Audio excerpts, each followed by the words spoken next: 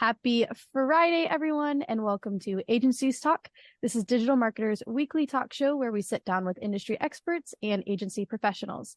Today's guest is Michelle Gifford, CEO of Michelle Gifford Creative, a strategic content creation agency where she serves the most prominent influencers, creatives, and small and big businesses. Michelle Gifford is a brand strategist, business coach, podcaster, and highly sought-after speaker. With her signature combination of straight talk and tough love, Michelle teaches social media marketing and strategy to empower businesses to amplify their voices. She has grown her Instagram from 18K to more than 170K in the past year. Today, we're talking growth strategies on Instagram. As a reminder, if you're able to, please turn on your cameras so we can see your smiling faces. As always, have fun and engage in the chat. If you do have any questions, please put those in the Q&A tool down at the bottom here in Zoom so we can get those answered for you guys. As always, we're joined by Mark de Grasse, president of DigitalMarketer and host for today's Agencies Talk. So without further ado, Mark, please take it away. All right. Welcome, everybody. Happy Friday. I hope your November wrapped up nicely and you made all of the monies on Black Friday, Cyber Monday, and that you're all doing your Instagram, which is what we're talking about today. I've actually tried to make a effort recently, and not as much as we talked about it when we did the podcast, but it's coming along. And so we'll see how it goes. But I could definitely use more tips. So welcome, Michelle. You're the expert. I'm glad to be here talking about Instagram. You know, I love it. And any effort is good effort. I'm here that you're trying. Like, that's good. I love that.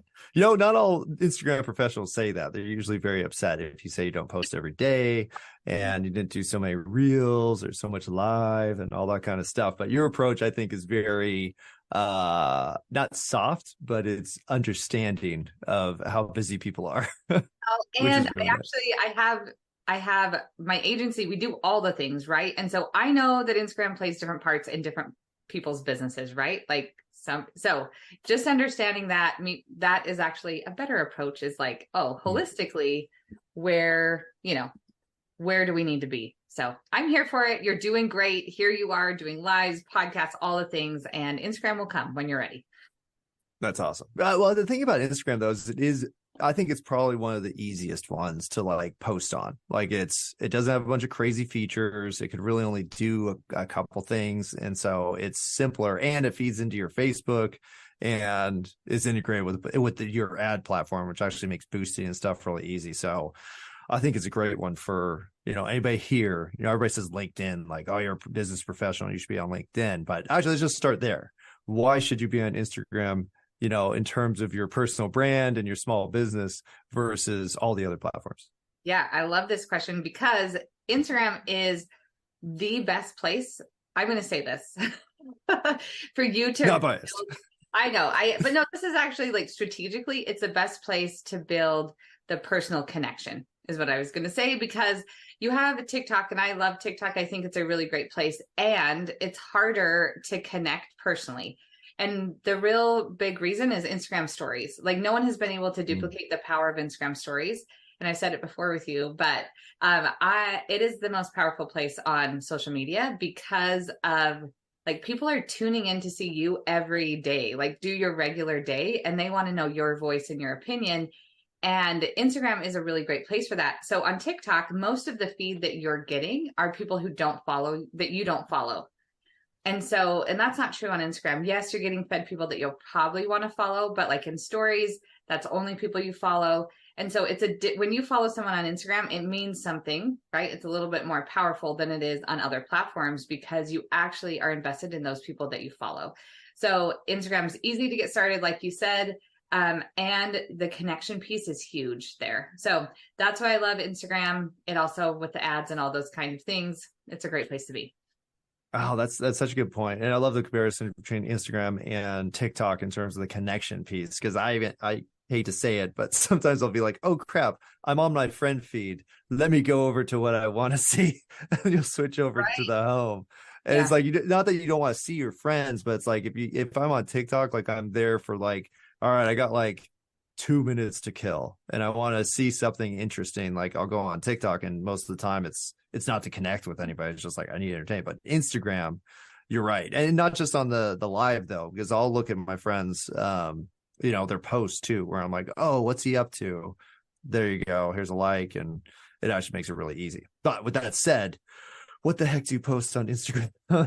Because it's, for a lot of people, it's just like, I don't know what to do. Should I show like my last project, or should I show like going to my kid's soccer game, or whatever it is? How do you kind of come up with the buckets you want to fill in terms of content on Instagram? Sure. I look at so Instagram can do different things, right? You have your feed, and that's like carousel posts, regular posts, or reels, right? That's a feed. So that's how people find you. And then you have your stories, and that's when people have already found you, already follow you, then they're like getting more invested. So just like any other place on like any other marketing, you have your content funnel, right? You have content that is supposed to be to attract people in, to nurture people, and then to sell people. So we have to look at Instagram as like the different parts of it does different things. So the feed is to attract people in and to nurture them. And then your stories is a better place to sell and also to nurture. So in your feed, you really I wouldn't, unless you are promoting how to be a great soccer dad, like you don't need to spend a lot of time sharing your family and stuff, because people are going to Instagram and social media as a whole as more of a search engine, right? And so they're going to get value. And also the feed, which are your reels and carousels, that is also telling Instagram and the algorithm what kind of content they can expect you to create. And so if you want Instagram to start pushing your content more, then like if we're talking about digital marketing, your feed better be full of digital marketing so that it can push your content out to people who are looking for it. Now you have your stories, and your stories are great because you can share about soccer. I help coach my 10-year-old's softball coach. I talk about that. And, I share that personal side of motherhood and being a working mom and all those kind of things. But most of that is done in stories, because I want my feed I want Instagram to know what kind of content I create so that it can start putting my content in front of people who want to follow me. And that's one of the secrets too. Like we talked about how much I've grown in the last year. It's because I made this shift to say, all right, Instagram is a search engine. So my feed really needs to be for people to find me and to be nurtured by me and to have that niche down. I love that. Well, it's, you make it sound easier than it feels when you start trying to do that. Like, oh, I'll just make content like I did for, my last SEO campaign, where I'm going to have the keywords and I'm trying to hit this audience. And it makes a ton of sense. But what I do find with your feed specifically is that your posts aren't like, oh, she obviously sat down and shot this video and cut it together and stuff. Sometimes it's really simple stuff, like a video of whatever with a text overlay. So let's talk about that. Let's talk about the easy posting side of kind of keeping your Instagram following going. Yeah. So something that's really working across the board for me and my clients are like really short reels. So what you're describing is B-roll reels, right? So this is just me doing other stuff. It could be me. My last one, I had my phone like below me and I was looking down at the ground, and then I moved my camera up, and it took 5 to 6 seconds. That was my reel. Okay. But that's not the value, right? The value is that I'm adding value text on the reel. So the reason why these short ones are working is because you can deliver a great hook right at the beginning, right? And then add some value on the reel, which is just text on the screen. And then add even more value in the caption. So this does a couple things. Is sure, someone can watch a 6-7 second reel, right? That's not hard to get someone to watch, especially if it has some value. And then when I pull people down to the caption so that they can read the caption, the reel is running in the background. So then I get views, right? Which is Instagram, telling Instagram, oh, people like to watch this. And Instagram is tracking that. We now have analytics now where it's tracking watch time, much like YouTube, right? Where it's like you're dropping off at this second, at 10 seconds in or whatever. So Instagram is paying attention to watch time. So we have that. And then we're going to talk about a little bit of like the money side of this, is that if I can get someone to the caption, and then if I can set up some automation so that I can get them to comment a word, and then I have some automation set up so that they get a DM with a link to my email opt-in, then I'm getting engagement because people are commenting on the reel, right? And because I have my automation set up, I have an auto response comment. So there's more engagement, and I'm bringing people to my DMs, and I'm getting people on my email list. And if I have my funnel set up, then I can be, making sales from those. And so I know you're like, that sounds easy, and it can be that easy. No, it doesn't sound super easy, because I think once you get into the automation side, then you're like, oh, what program do I use, and how much should I do it, and is it coming off as spammy if I do like a automatic reply, and how do I work DMs? So there was quite a few things wrapped into that that answer. Sorry, that was a lot. But the actual reel itself was fairly simple. Text on top of B-roll of you doing something, pretty simple. But I think the magic happens with everything else you're talking about, where you have the engagement and the automations, and it's not taking you 24/7. Because I think that's what most people are worried about, that they're going to start doing Instagram, they're going to spend a ton of time doing it, and then all of a sudden it's not actually making them money because they didn't really understand how that part of the side works. So if you're just let's say you're brand new to it, what would be kind of like the step by step in terms of gaining the maximum or getting any benefit, which a lot of people are working on the any from your posting schedule? Yeah. So first I will say that we need to start looking at Instagram as one of our marketing tools, because I think how we're talking about it and how people in general talk about it, like Instagram is such a waste of time. And we also have to realize that if we are treating it just like this other place that we have to show up, it probably is going to be a waste of time. So if we decide this is going to be one of my marketing arms, then we approach it differently, right? Now we're going to learn actually how Instagram works. We're going to learn the rules of it, just like you've learned SEO, right? Like you don't just throw random keywords on your blog post. No, like you have a strategy behind that. And that has to be, and that's one of the things I'm fighting for, is to change the mentality about Instagram. Is it's not just this place that women show up, and moms, and they share influencer marketing stuff. That's actually not what it is anymore. It can be a huge, powerful arm of your marketing if you do it right. So first I want to change the mentality. The next thing is what are our goals here? Is this just to get more views, right? Is it just to get more eyes on us? And then how do we convert them? So know your goals. And then I would turn to my audience. When my audience is here, what are their most pressing problems? What are the things that are bugging them the most? And how can I serve them right now on this reel? Okay, so people are struggling. My audience definitely looking for Instagram advice. So one of my last reels that I was talking about, I was like, hey, use this audio, and here's a formula that you can use for this reel. And if you get my hook guide, then I will give you a bunch of hooks that will help you just make it really automatic, right? You can choose a hook, use this audio, and add some value. So that's an immediate need that my audience has. And so I can create content about that. So you think about what is your immediate need. And then as you're creating a reel, we're going to simplify it. You're going to take a simple video of you working. I'm giving you a specific. So if you are working, that means you're at your computer. Awesome. Just take some video of you working. 7 seconds is actually all you need. You're going to find a trending audio. Now, when I look at trending audios, I don't want a trending audio that has been used 100,000 times.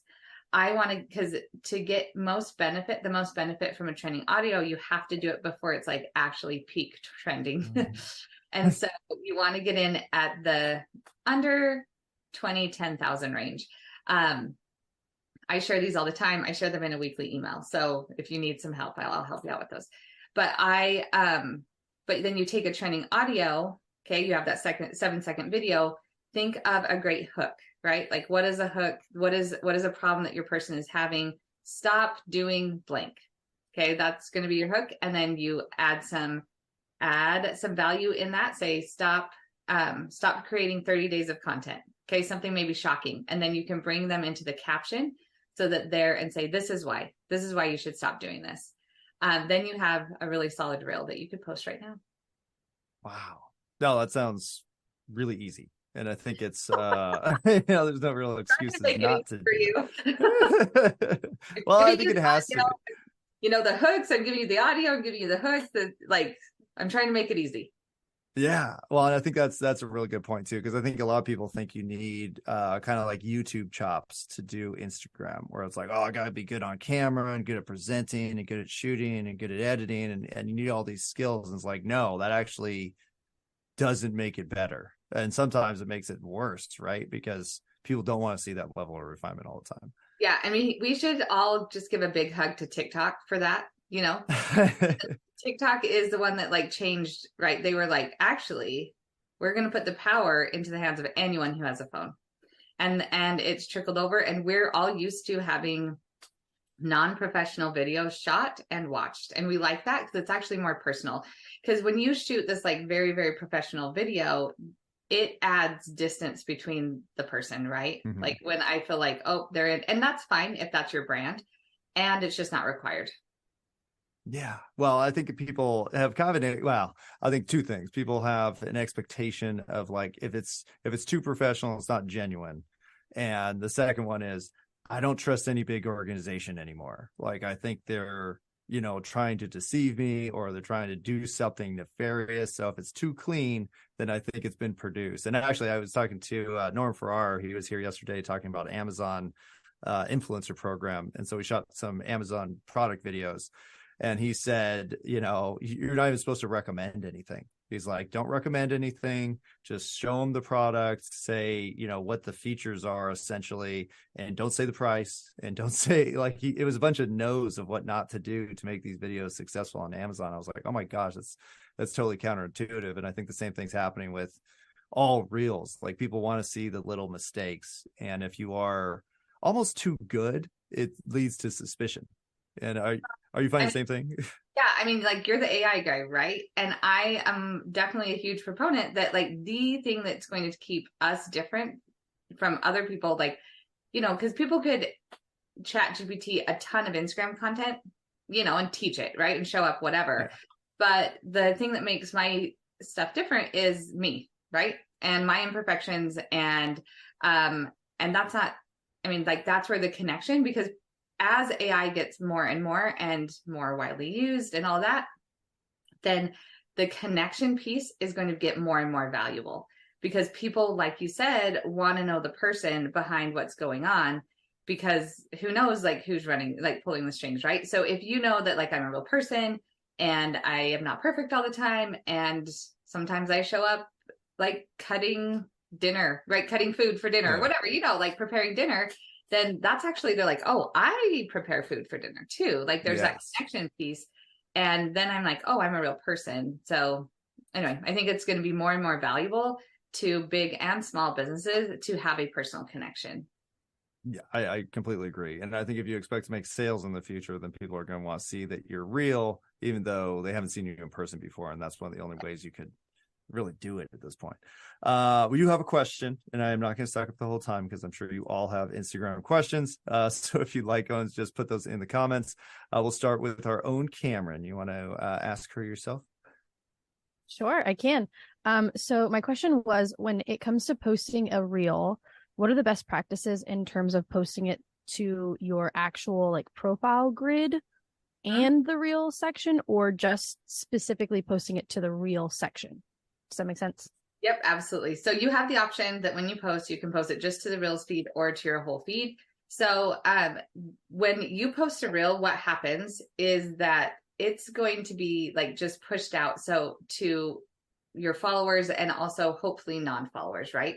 The only time that people are going to see that reel in your feed is when they come to your actual, I mean, like reel in your, like if they go to your profile and look at your feed, is if they go to that. So I almost always, I don't know that I've not ever I post it to my feed, because here, and so when I'm creating my reels, and one of the biggest questions I get about this is, do I need a reel cover?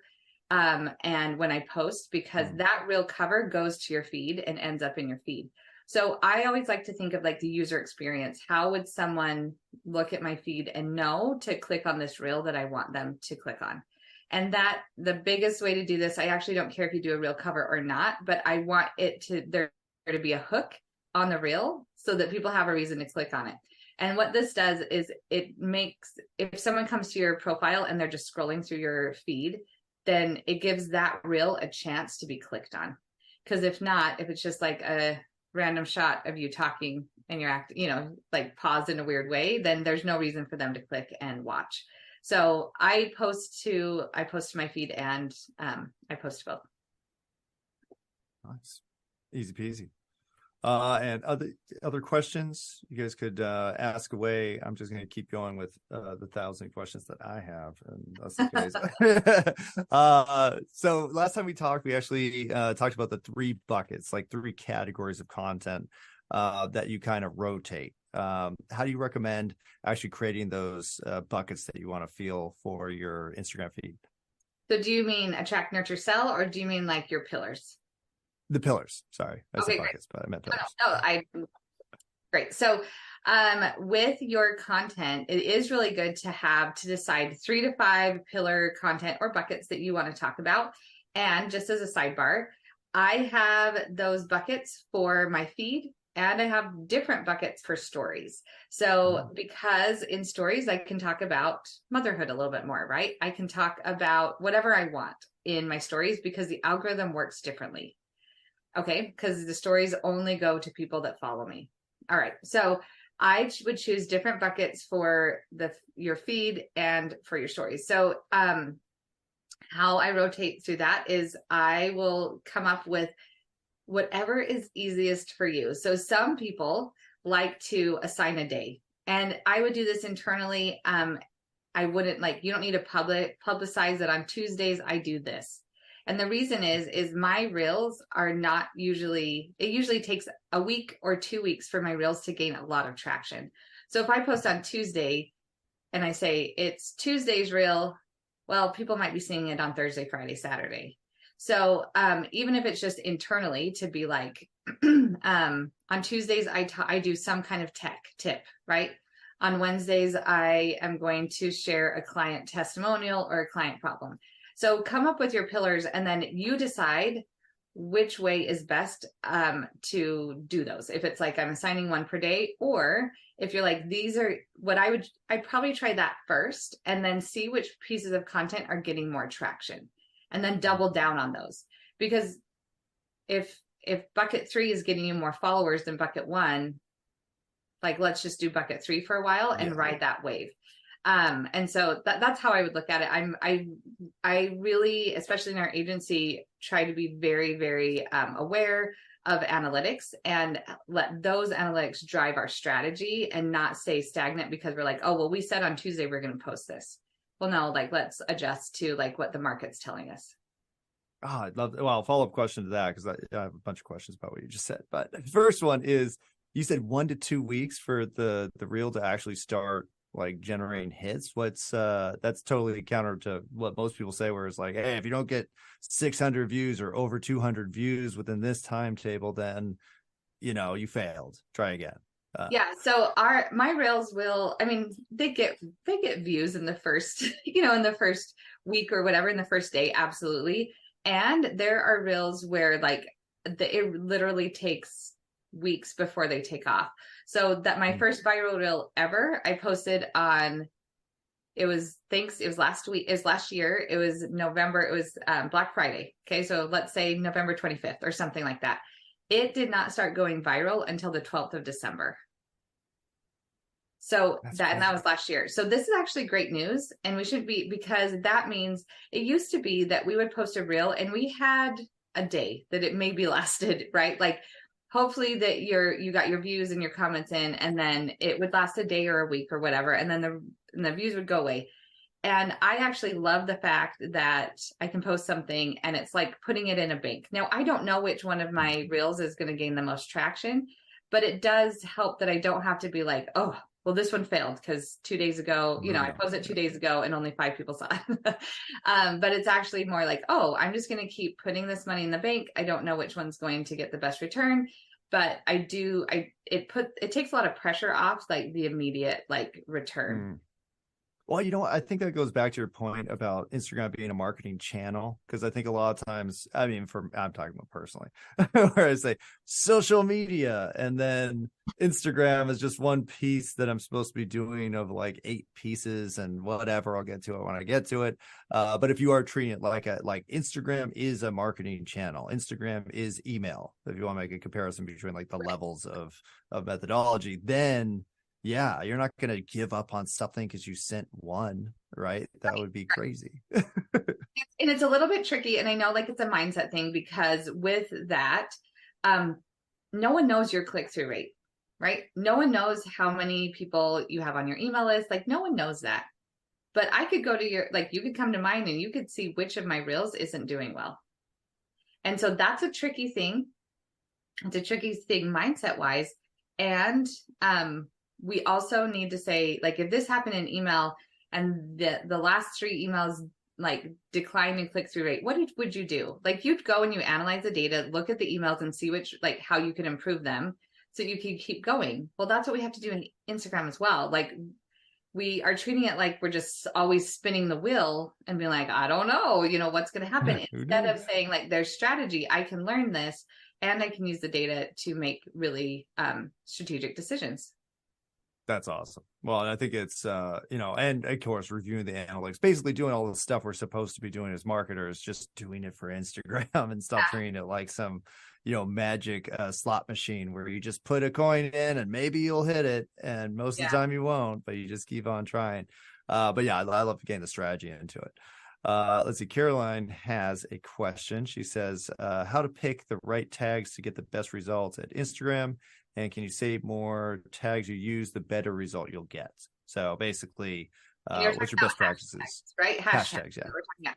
So, oh God, is there something called tags? Well, you can, no, you can do topics. Okay, good. I was like, those. I don't want to learn anymore. No, that's not the energy we're bringing. No. I do want to learn more, please. Tell me more things I need to do. Okay, so as far as hashtags go, you can add up to 30. Okay, so that you just like are not allowed anymore. Now there was Instagram came out and said, this is going to be a longer answer than you wanted. So maybe I'll start with I can start with okay.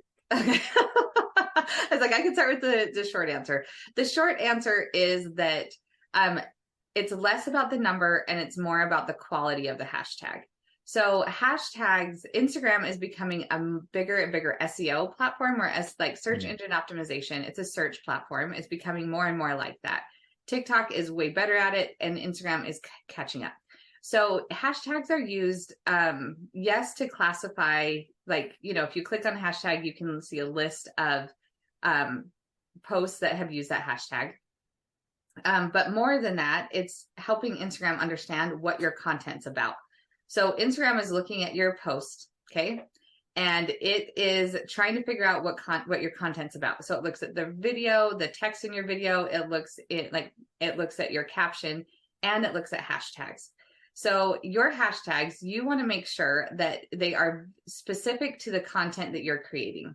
So it used to be that we would have you would just put all these random hashtags and hoping to get connected, and you hope that you went viral with hashtags.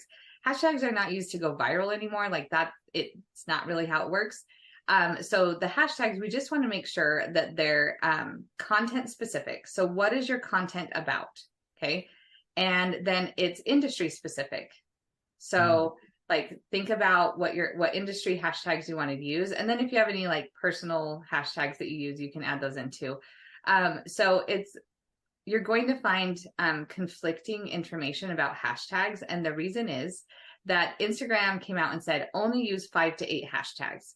Now I spoke to an Instagram representative and I said, and I was talking to him about hashtags. And I said, listen, I use way more than 5 to 8 all the time. And I said, the reason is I think it's less about the number of hashtags. And it's more about, there are so many people using like spammy, huge hashtags. And by huge, I mean, they've been used millions and millions of times. And so those hashtags aren't really helpful. So I try to keep my hashtags, when I'm doing my hashtag research, I keep my hashtags usage under like 100, a million. Okay. You want to keep it lower so you have any chance of being a part of it. And then you just want to make sure that it's specific to your content and your industry. Well, I think that's really good advice because I mean that the hashtag stuffing or whatever you're stacking, whatever you want to call it, pretty common practice. I will say just follow up for that because if you are matching your industry and your business and maybe your target market, what if you cover multiple topics in the actual reel? Like let's say I said, oh, the top 3 ways to grow your business, and then I have wildly different ways, like it's do SEO and then work on personal development, and they're just really wild. Would you still try to cover, because that's covering the content, if I said like I'm gonna hashtag I think that's fine. Is that too much? Like you're not I think those are also all really connected. Like you're not like 3 ways to grow your business, cook filet mignon, and like you right, like you're not doing like make yourself a wonderful wheat meal. Right? You're not like, okay, first of all, this is how you beat an egg, right? And you're showing like cooking tips, but personal development and business development are very connected. So I'm not really stressed out about that. And I also don't think that Instagram is as precious, or the algorithm is not as precious as we think it is. So it's paying attention. It's also paying attention to like the content that you've created before and what are the things that you've said before, so that it can understand what content you're creating, so it can put your content in front of other people who want that kind of content. Now let's say that you are taking that to heart. You're now going to do your hashtags right. You're going to do reels. You're going to do your pillars. What do you recommend for somebody who has a channel that's been around for years? They've done kind of crummy content whenever. Would it be better to leave that and just build onto it, or should you basically start from scratch and try to convince the algorithm that you're not the person you used to be for the last 5-10 years? So you have to know that either way, you are going to have to train the algorithm what kind of content you create. Okay.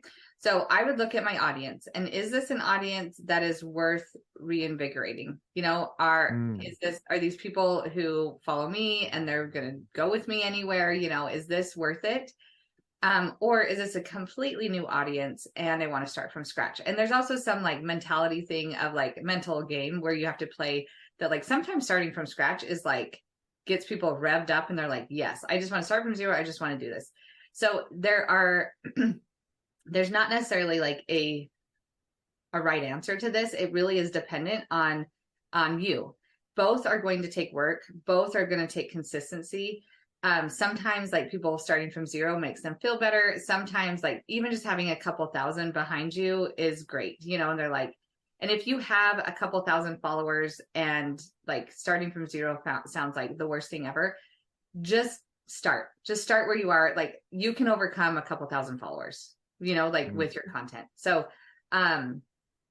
anyway, so it definitely, the answer is it depends. That's always the answer. I know. I could talk to you and I could give you personal basis, but, I think like we get really hung up on, am I doing Instagram right? Right? Like hashtags matter, but not a lot, like I don't stress too much about hashtags. I test no hashtags sometimes just to because I'm always testing, all those kind of things.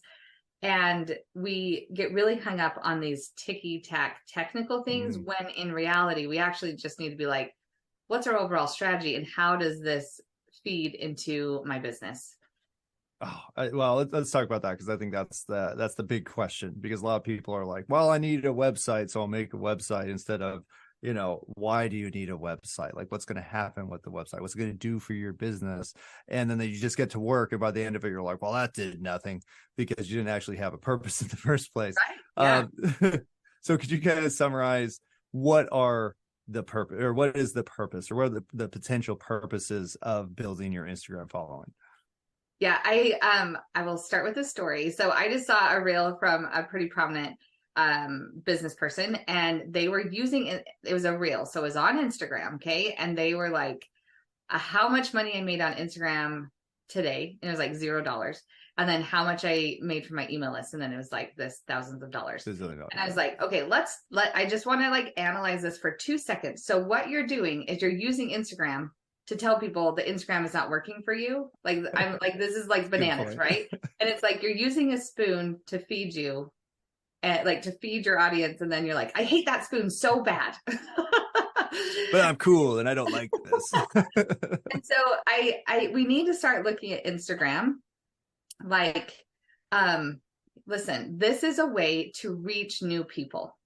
So I don't care if Instagram's your like number one place, but you have to look at like social media is a pretty big gift to us as business owners, because they have created this on like world, right? Where our people are hanging out.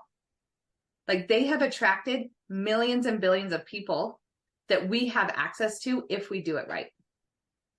So Instagram should be used as that attraction place and then that nurture place that they can get to know us.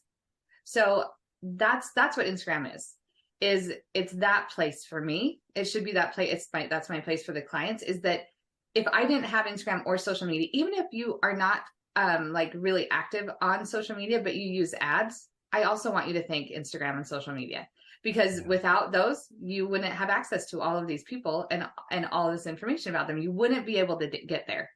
And so just to be able to see that what Instagram does is it gives us access to our people. So how can I best get them into my sphere? That's actually that is the whole goal of Instagram, is to find those people who need you and to bring them in so that you can serve them in your business. That's the goal. Excellent. So would you say, because I was thinking in terms of the digital marketer's core strategy, the customer value journey, where you have, awareness, engagement, subscription, conversion, excitement, ascension. So in terms of that, you're really saying that it could be, because you're kind of talking about cultivating the audience, like you want to connect with them and then help them along the way to get them to do whatever you need them to do. But would you say it's more awareness and engagement, just that kind of like intro level? Yeah. Or is it both? I would definitely say that. I would say it's definitely entry level. And then with the right strategy, you could make this like a different, like, why aren't we building community on Digital Marketer on Instagram, right? Like, why isn't it like, so that's the thing, is you can bring in one person, right? And then you bring them into your community, which is the attraction and the nurture piece. And then you can convert them to followers, right? That's the sales part. And then what? You know what? I want them to be like totally in with you, Mark, right? Like I want them to be like, what does Mark have to say today? You know, how can I use more AI today? Well, Mark's my guy. And so as far as like branding goes and building that brand recognition, Instagram can be a huge place, because you can show up every day and say it over and over again. I am the digital marketer. And I will say, like, in the current landscape, owning the digital marketer space is going to become more and more important as it gets diluted with people who say they're digital marketers and are actually not. And so that's why that's where I would say Instagram could be huge, right? And of course, other platforms are going to help as well. But it's really like that community, that connection, and awareness. I love that. Well, and I love how, that last line you said about, other people entering your space that are less professional or less qualified than you are the ones getting attention. It's actually pretty, not condemning, but, you feel as a professional, you're like, by not being on Instagram and by not sharing, you're letting the world believe these, liars for the most part, who have done a weekend course and then decided that they're the best digital marketer on the planet. And now they're creating all the content. So nobody's going to know any better, because the real professionals aren't doing the content. So it doesn't really matter if you know so much more, because you never share the information. So that's, I love it and hate it at the same time. So my hope is this feels like, oh, I need to be there because people need me. And that's actually the feeling, right? Like, I don't want you to be like, feel bad because you haven't been there. And I also really want good people on Instagram. That's actually my goal, is to get good voices out there, because you're going to be drowned out. And we need to make sure that the good voices rise to the top. Oh, I love that. Well, and that's, for me, it's always better than saying like, well, you make $1 billion. Because I think a lot of times when you see people, especially marketing professionals, like, oh, you could have that $1 million weekend or something, I'm like, I don't care. Like, what do you mean? No. I don't need that much money.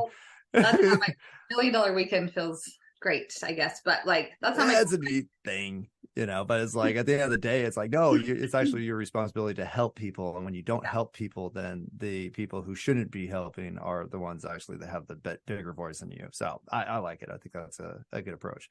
With that said, Gabe has a question about threads. And what role it plays in your strategy. So right now, one of the things, and this is something I believe in, is to choose a platform and get where you want to go on that platform and then start adding more. So I definitely have threads. I use it at the beginning and I put a pause on it because my strategy and our priorities is, I was like, I'm not adding anything until I get to 200,000 followers on Instagram. And that, because to me, that means that our systems are down, we have our analytics, and we know our next plan. And because I've done it the wrong way in the past, where I'm like, I'm going to get 1 million followers on TikTok and Instagram and everywhere else. And what happens is you get burnt out, and then all you're doing is creating this content. So Threads is great, especially if you like the writing part. Like, it's going to be a great place for you. And I will be adding it more and more, but I learned it when it first came out, and then I paused it. So it's actually not a part of my strategy, or it's on pause. It's not gone forever. Okay. But I also have, I also would recommend, as your Instagram strategist, which I am for now, is that you make sure that you're not joining Threads or TikTok or Instagram because someone said so, and that you really see like where do you want to play, like which platform feels the best to you, and where can you commit to showing up, and where are your people. So that's always going to be my recommendation, is like, oh, let's think about this. Like, does this actually fit into what I want to do? Love that. Well, I think that's a much better way to, just decision making in general. It's not just because some random person told you to do it, you should do it, but really think about like, what's this going to do for a business? What's the purpose of it in my business? And how could I be, a true representation of yourself while you're going through and building this platform, which you need to take seriously. So that's all awesome. So no Threads, Gabe. I'm just kidding. You can do it if it makes sense for you. Yeah, I just don't want you to feel pressure. Like, we have to do it if it doesn't make sense for your business, and it's taking you away from other money making things. Yes. Yeah, that's a good way to, because it's, shiny object. Even though we're endorsing shiny objects now, Digital Marketer is what we're doing. So you will hear more shiny objects from us soon, but you can just add it to your feed, try things out, and see what works. And I will say, even though I love the, kind of systematically creating and releasing content, when you are getting started, one of the things I like when creators say is like, do 100 pieces before you even start to get super technical about doing it, because until you've done 100, they're not going to be good for the most part, or you're not going to understand. Even if they are good, you're not going to understand why, which I think is a good way to go. Well, I will say that one of the things that is cool about Threads, can I just do a follow up on what Gabriel said? Yeah. So one of the cool things is, because Instagram and Threads are integrated, is that you'll start seeing that Instagram is putting Threads in your Instagram feed. So I don't know if you've seen that yet, but that's what's happening. So there is power in that they are like pushing Threads because they want more people there. And we're going to see, I think, in the future, more of this like platform integration. So it's not like you're on Instagram or you're on Threads or you're on Facebook. Is that you saw how easy it was for Instagram to get people to Threads because it was an in-app thing, right? It was just like a click over.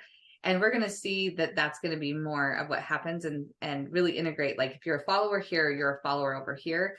Anyway, so, I mean, that's a little crystal ball thing. Oh man, I just saw that on YouTube. I was scrolling through my YouTube feed. I watch YouTube like 24/7. I use it as my music channel. And so I saw a song I want to listen to. I click it, and it took me over to YouTube Music. And then it was trying to get me to download a photo. It was like, oh, the artist you follow has a photo. And I was like, what the heck is happening? Why would you take me off the platform I was on to go to some other platform that doesn't even do the thing I wanted it to do, which was listen to music? It was astounding to me. But I do think sometimes they have these initiatives. You have an executive that needs to, bump the numbers and somehow convinced everybody to try this out. But a lot of times it's the cross platform is, platforms take a while to develop. So if you could just get on the basics and just master the basics first, you'll be able to get onto any platform you want and do well, just because you already have something going, which I think is great. We do have a question from CS Sloan. What are specs for Reels? I've done Facebook and YouTube videos, but not Reels. I think they're pretty standard, right? It's just your 9:16. Like, it's just your phone screen. If you go to, like, don't put any border around your video. Okay. Don't do that. We don't want that. And then when you go to, as you're creating like carousel posts, which are just the, it's like image or graphics that you can scroll through, you're going to want to not do square posts. I don't want you to do that. We just want to use more real estate. And now, you can do, it's 1080 by 1350. And that's a rectangle, not a square. And what that does is it just fills more of the feed. And so I say no square to that. So as far as Reels, if you're doing YouTube videos, if you're doing YouTube shorts, it's gonna translate over to Instagram to Reels. Yeah, that's a good advice in general, is kind of going with that standard sizing. Because I think I saw the weird square. What was it? 1080 by 1350? Is that what you said? That's an odd size. Well, just remember and get used to it. No, that's great. But and a lot of times I will say this, and we've said it a few times this, but it's more about the content than it is about, being technically accurate or doing anything. It's just like, get consistent and produce stuff that's genuine, and you'll start to win, and that'll be great. But are there any other questions? Otherwise, I'm going to keep going and use the last 10 minutes. Give everybody a second. Sin, no questions about Instagram following the 100,000. Let's just talk. Well, you haven't really described, because I think what you did was astounding with it, being able to grow 100,000 followers, and it wasn't a bunch of a bunch of tricks or anything crazy. It was just like consistent work. So could you kind of walk us through kind of the point where you realized, like, this is the formula, and then have it pay off over 12 months? Yeah. So last October, so 2022, about October, I've been teaching and posting on Instagram for a long time. Okay. But really I was posting about Instagram. I was talking about Pinterest, anything that my agency did. I was like, we're talking about email. And really I was like, okay, the niche is business. But I kept being like, you know what is doing really well. I really need the entry point for most of my clients and my, and the people who are buying my courses and stuff. The entry point is Instagram. Because for a lot of women in business, especially, like, Instagram's the place people start because it's free. They're already using it, and they like understand, on a base level what it is. So I decided, because of that, I was going to focus on Instagram. And so in October, November, I really focused on, we're only creating Instagram content. I think that's really important to know, that this wasn't like I turned a switch and then it happened, right? Is that you have to start teaching Instagram exactly what kind of content you create. And so that means you have to create the content and you have to do it consistently. So we really focused on, like, what are people asking? What are the things about Instagram people are searching for? What other things in my industry are working? And then what I think a lot of people focus on, like, the niche part of their industry, like Instagram strategy. Well, if I talked about Instagram strategy, like the deep strategy of it all day, I'd put people to sleep. Just because I'm passionate about it doesn't mean everyone else is passionate about it. And so I opened up my niche to the outside edges of my niche and started finding the things that were on the outside edges that I could post that were still connected to my niche, but were on the edges. And that really opened up my growth in my, like, attract part. So my attract content was on the edges of my niche. And then I made sure that my nurture content was really good, because I don't want all the attract content to happen, because then I become just like maybe more like a flash in the pan, right? But if I have that good core nurture content, when they come to my feed, then they have a reason to stick around. So I made those changes, is to look at, I've been in content marketing forever. So why is my Instagram content not based around the content funnel? Why is it not? So we changed our strategy to be, okay, this is the type of attraction content that is working for us. We're going to do attract. then we're going to do nurture, and then we're going to do most of the selling in our stories. So that's what shift I made. And we did that for the first about 2 months. And then I posted a reel in November, and then December it went viral. And then I had a few more in December go viral. And then I think for the last year, I've had between 1 and 6 million views on my account every month. And so that's how I grew, though, right? Is to just look at my content and see which one is bringing in new followers. Cool. I'm going to do so much of that. Which one is nurturing? And then really realizing that there's analytics that tell you those things, right? This isn't just me like saying, this one looks like a nurture piece. I've decided. I like it. So I go through, there's analytics that tell us this was an attraction piece of content. How do I do more of this? This was more nurture. How do I do more of this? I love that. So you basically started looking at the analytics while also creating content all the time, but just being cognizant about what the numbers are showing you, which it sounds easy, but it's really not, because we do, if you are a content creator, you love some of the pieces you make and you hate some of the other pieces. And usually, at least for me, it's the pieces I hate, where I'm just like, oh, and that's the one people like. Like, how is that possible? And that's pretty standard. But that's being a professional. It's your audience, or you need to switch up your content and find a different audience if you hate them. You should never hate your audience, by the way. Like if that's happening, you're in the wrong space. Just move on. Nothing wrong with that. Start a new account. Try again. It's okay. There you go. Try again. And that's actually a good point too. You can make as many accounts as you want. I was actually talking to, I forget who it was, but he was Hassan Bash. And he was saying, if you want to test content or test making content, no, it wasn't Hassan, it was somebody else. Sorry. If you want to test making content and you don't feel comfortable posting the content because you're insecure about how it'll go, you can build the habit of making content by setting up a dummy account that's not your name and anything else. Don't even share it. It's private. Like nobody can actually see this account, and just start making content on it that no one will see. So you get used to the process of talking to the camera, producing something every day. Nobody's going to see it. So just go ahead and say whatever you want. And then now you have the habit, and now you'll feel more confident. So another way to do that, if you're like really nervous about seeing yourself on screen, because I know a lot of people are like that, is use Marco Polo. Do you guys use that app to talk to friends? Marco Polo is just a video. It's a video app where you like record a video, and it's asynchronous. So you're not like talking to each other, but you record a video and it's like in the inbox for your friend. And so then they can watch it, or your sisters or whatever.